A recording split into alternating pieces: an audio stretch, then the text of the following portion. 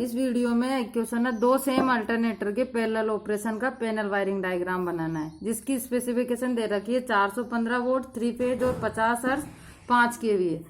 अगर इसकी रेटिंग के हिसाब से निकालते हैं तो सबसे पहले क्या करेंगे, अल्टरनेटर का पर फेज केवीए निकालेंगे। जैसे क्वेश्चन में दे रखा है 3 फेज है तो सिंगल फेज के लिए निकालेंगे तो क्या हो जाएगा, पर फेज केवीए रेटिंग 5/3 5/3 में आ जाएगा 1.66 केवीए, यानी कि हर एक फेज का जो अल्टरनेटर की केवीए रेटिंग है वो है 1.66 केवीए। अगर क्वेश्चन में स्टार कनेक्शन दे रखा है या डेल्टा कनेक्शन दे रखा है तो स्टार कनेक्शन में क्या होता है, IL बराबर I फेज, यानी कि लाइन करंट किसके बराबर होगी, फेज करंट के। यदि वोल्टेज की बात करें तो लाइन वोल्टेज बराबर क्या होगा, √3 फेज वोल्टेज। अब क्वेश्चन में दे रखा है फेज वोल्टेज लाइन वोल्टेज, तो लाइन वोल्टेज क्वेश्चन में कितना दे रखा है, VL बराबर 415 वोल्ट। यदि अल्टरनेटर का फेज वोल्टेज निकालते हैं VPH यानी पर फेज वोल्टेज, तो कितना निकल जाएगा, VL/√3। तो VL कितना दे रखा है क्वेश्चन में, 415 वोल्ट अपॉन √3, तो इसकी वैल्यू आ जाएगी 239.60, यानी कि हर एक अल्टरनेटर का फेज वोल्टेज कितना हो जाएगा, लगभग 440 वोल्ट। ये तो हो गया पर फेज वोल्टेज, ये हो गया पर फेज केवीए। यदि इसी प्रकार IL या I फेज निकालें तो IL I फेज इस क्वेश्चन में दे नहीं रखी, तो इसका एक फॉर्मूला होता है, I बराबर होता है केवीए पर फेज अपॉन वोल्टेज। वोल्टेज कौन सा लेंगे, अगर केवीए पर फेज ले रहे हैं तो वोल्टेज भी वोल्टेज पर फेज लेंगे। तो केवी कितना दे रखा है क्वेश्चन में तो दे रखा है 5 केवीए, लेकिन अगर पर फेज की बात करते तो कितना है 1.66, तो 1.66 अपॉन कितना हो जाएगा, वोल्टेज पर फेज कितना है 240 या फिर 239, तो ये आ रहा है लगभग आ रहा है 7 एम्पियर। यदि इसी प्रकार बात करें तो फ्यूज रेटिंग निकालें या फ्यूज की कैपेसिटी के हिसाब से निकालें तो ये कितना होता है, लगभग 2.5 गुना लाइन करंट का होता है। तो 2.5 गुना इंटू लाइन करंट कितनी है 7, तो ये आ रहा है 17.5 एम्पियर। यदि मेन स्विच की रेटिंग निकालें तो मेन स्विच की रेटिंग लगभग 5 गुना होती है लोड करंट से, तो ये होता है 5 × 7, ये हो गया लगभग 35 एम्पियर। तो सर्किट ब्रेकर या अमीटर इनकी रेटिंग इन्हीं के हिसाब से, फ्यूज रेटिंग के हिसाब से और मेन स्विच के हिसाब से इनकी करंट रेटिंग ली जाती है।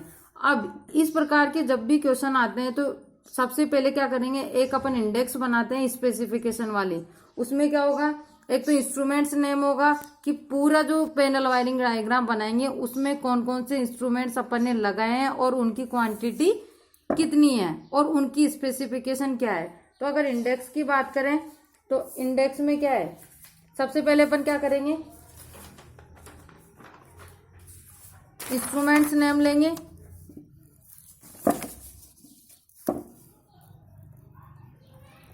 इंस्ट्रूमेंट्स नेम, कितनी क्वांटिटी है,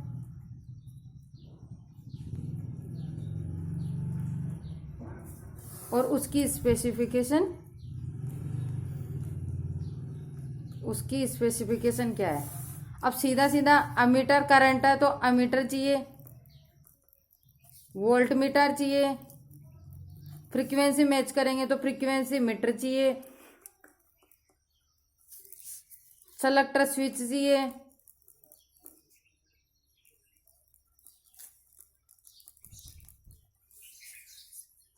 अब पैरेलल ऑपरेशन कैसे करते हैं, सिंक्रो।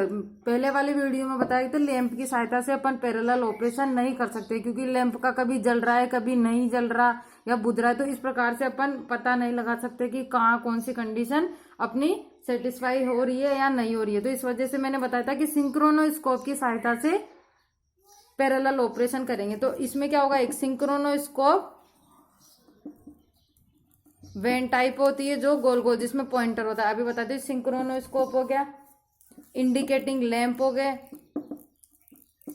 इंडिकेटिंग लैंप हो गए। अगर सीटी और पीटी कनेक्टेड करते हैं तो सीटी और पीटी हो गया।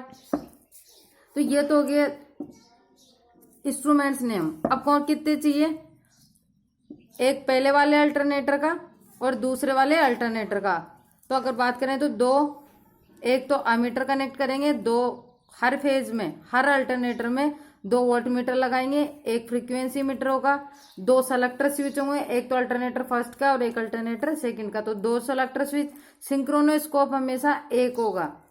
इंडिकेटिंग लैंप दोगे, 2 मतलब 6 होंगे। तो 2 आर के, 2 बी के और 2 वाई के, यानी कि 6 हो गए। इंडिकेटिंग लैंप हो गए 6। सीटी हो गया, सीटी और पीटी। सीटी हर पहले वाले अल्टरनेटर का और दूसरे वाले अल्टरनेटर का। पीटी भी 2 कनेक्ट करेंगे, पहले वाले अल्टरनेटर का और दूसरे वाले अल्टरनेटर का। इनकी रेटिंग जैसे पहले बताया था, फ्यूज रेटिंग के हिसाब से निकालते हैं मेन स्विच। ये वाला वीडियो मैंने पहले बता दिया तुम्हें, तो उसमें इनकी लेंगे।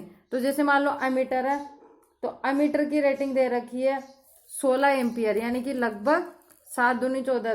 तो 16 एम्पियर। और कौन से टाइप का होगा ये, एमआई टाइप का होगा। फ्रीक्वेंसी मीटर हमेशा 110 वोल्ट और 50 हर्ट्ज का होगा। सिंक्रोनोस्कोप भी 110 वोल्ट 50 हर्ट्ज का होगा। इंडिकेटिंग लैंप होंगे जो 15 वाट के होंगे और 230 वोल्टेज की इनमें सप्लाई होगी। और 2 आर के, 2 बी के और 2 वाई के। सीटी की रेटिंग होती है 75/1 एम्पियर और पीटी की होती है 415/110 वोल्टेज। वोल्टेज सेलेक्टर स्विच होगा जो कि वोल्टेज को सेलेक्ट करेगा। तो वो होंगे 2, एक तो अल्टरनेटर फर्स्ट का और एक अल्टरनेटर सेकंड का। 0 से 150 वोल्ट तक का वोल्ट मीटर होगा और जिसकी फ्रीक्वेंसी होगी 50 हर्ट्ज। ये तो होगी इंस्ट्रूमेंट्स नेम, क्वांटिटी और स्पेसिफिकेशन, यानी कि कौन कौन से अमीटर, कौन कौन से वोल्ट मीटर, कौन कौन से फ्रीक्वेंसी मीटर लगाते हैं। अगर अब बात करें इसका पैनल वायरिंग डायग्राम का, तो इसी स्पेसिफिकेशन को देखते हुए पैनल वायरिंग डायग्राम बनाते हैं। तो क्या होगा, 3 फेज लेंगे,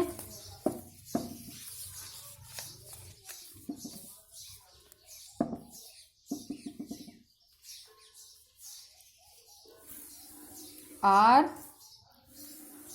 Y B, R Y B. सबसे पहले मशीन फर्स्ट, 2 अल्टरनेटर को ही तो मशीन फर्स्ट या क्या बोल सकते हैं इसको, बस बार अल्टरनेटर। हर एक फेज से सप्लाई ले ली। जी यहाँ मेन स्विच लगा दिए, सॉरी ये सेकंड स्विच और ये थर्ड स्विच। इसके बाद में सप्लाई पहुंच गई मशीन में। इसी प्रकार अगर बात करें दूसरे अल्टरनेटर की जो पैरेलल में कनेक्ट करना है,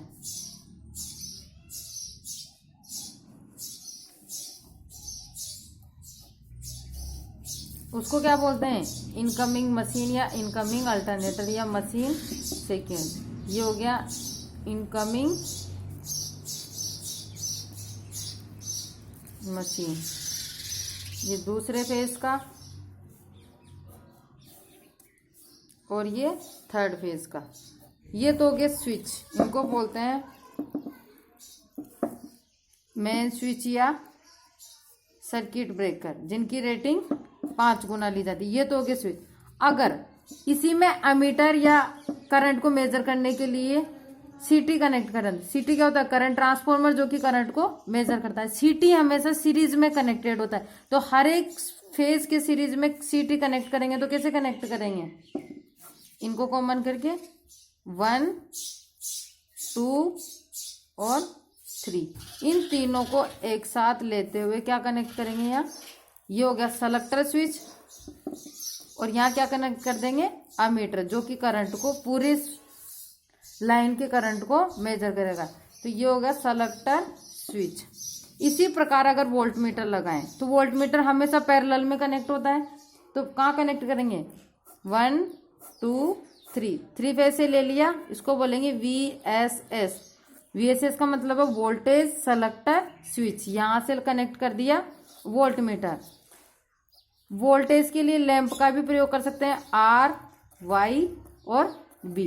ये हो गया रेड, येलो, ब्लू। ये क्या हो गया, 3 लैंप है, इनको क्या बोलते हैं, इंडिकेटिंग लैंप।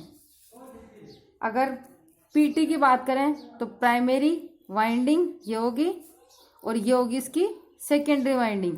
PT की सहायता से एक सिंक्रोनाइजिंग स्विच लगा के सप्लाई देते हैं किसमें, सिंक्रोनोस्कोप में। तो यहां से मान लो मैंने सप्लाई दे दी सिंक्रोनोस्कोप। सिंक्रोनोस्कोप क्या होता है, एक वेन टाइप होती है जिसमें एक पॉइंटर जैसा होता है। जैसे यहाँ पे मैंने कनेक्ट कर दिया, यह है सिंक्रोनोस्कोप, सिंपल सा पॉइंटर। तो ये इधर भी रोटेट कर सकता है और इधर भी रोटेट कर सकते हैं। तो यहाँ से ये सप्लाई दे दी मैंने सिंक्रोनोस्कोप में। ये तो होगी बस बार अल्टरनेटर की सप्लाई।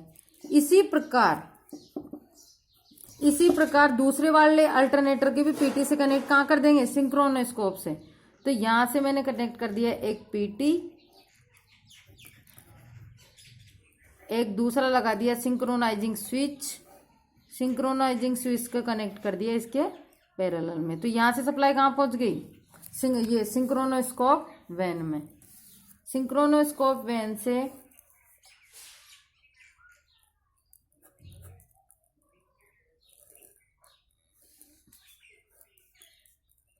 अगर यहाँ कनेक्ट हो रखा है हर्ट्ज, तो ये क्या हो गया, फ्रीक्वेंसी मीटर हो गया। यहाँ भी इनको भी क्या, एक स्विच की सहायता से फ्रीक्वेंसी मीटर को कनेक्ट करते हैं। तो इसको क्या बोल देंगे, S3।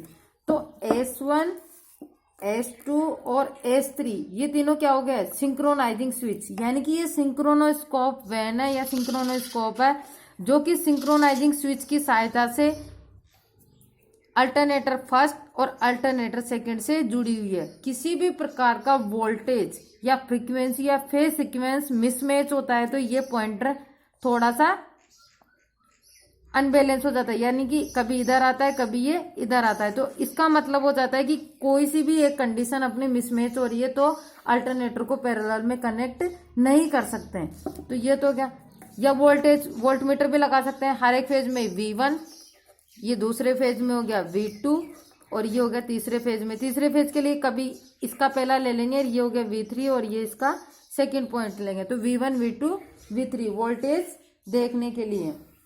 ये हो गया PT, ये मेन स्विच है। इसी अल्टरनेटर में भी क्या करना पड़ेगा, 3 CT कनेक्ट करने पड़ेंगे। ये 3 CT कनेक्ट कर दिए, 3 CT, इसकी वही सेलेक्टर स्विच और यहाँ पे अमीटर। इसी प्रकार पैरेलल में VSS वोल्टेज सेलेक्टर स्विच और यहाँ पे क्या कनेक्टेड हो गया, वोल्ट मीटर। और इंडिकेटिंग लैंप लगाते हैं तो R, Y, B। यानी कि अब देखो स्पेसिफिकेशन में एक अमीटर दे रखा था,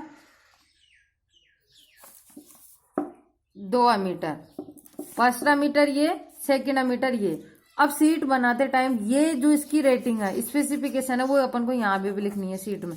सेलेक्टर स्विच की सहायता से हर एक फेज में 3 CT कनेक्ट कर दिए हैं और सेलेक्टर स्विच की सहायता से एक अमीटर जो कि पूरे लाइन की करंट को मेजर करेगा। वोल्टेज या वोल्ट मीटर, ये वोल्टेज नहीं है वोल्ट मीटर है। 2 वोल्ट मीटर, फर्स्ट और सेकेंड, अल्टरनेटर फर्स्ट का और अल्टरनेटर सेकेंड का। ये मेन स्विच हो गया। और सिंक्रोनाइजिंग स्विच की सहायता से इसको कहाँ कनेक्ट कर दिया, सिंक्रोनोस्कोप, इसको बोलते हैं सिंक्रोनोस्कोप। यानी कि इसी प्रकार यदि क्वेश्चन आता है कि 2 अल्टरनेटर को पैरेलल में कनेक्ट करते हैं, उसका पैनल वायरिंग डायग्राम बनाना है, तो सबसे पहले अपन को पता होना चाहिए कि कौन कौन से एलिमेंट इसमें कनेक्ट करने होते हैं। तो सबसे पहले KVA पर फेज निकाला, वोल्टेज पर फेज निकाला, उसकी करंट निकाली, स्टार कनेक्शन है तो IL बराबर I फेज है। यहाँ PT की रेटिंग और CT की रेटिंग पहले से डिसाइड कर रखी है, 75.1 और 415 वोल्टेज अपॉन 110 वोल्ट, ये दोनों इनकी रेटिंग है। फ्यूज रेटिंग 2.5 गुना होती है, मेन स्विच या सर्किट ब्रेकर की 5 गुना करंट रेटिंग लेते हैं। तो इसी प्रकार अल्टरनेटर का पैरेलल ऑपरेशन का पैनल वायरिंग डायग्राम बनाया जाता है। ठीक है, थैंक यू।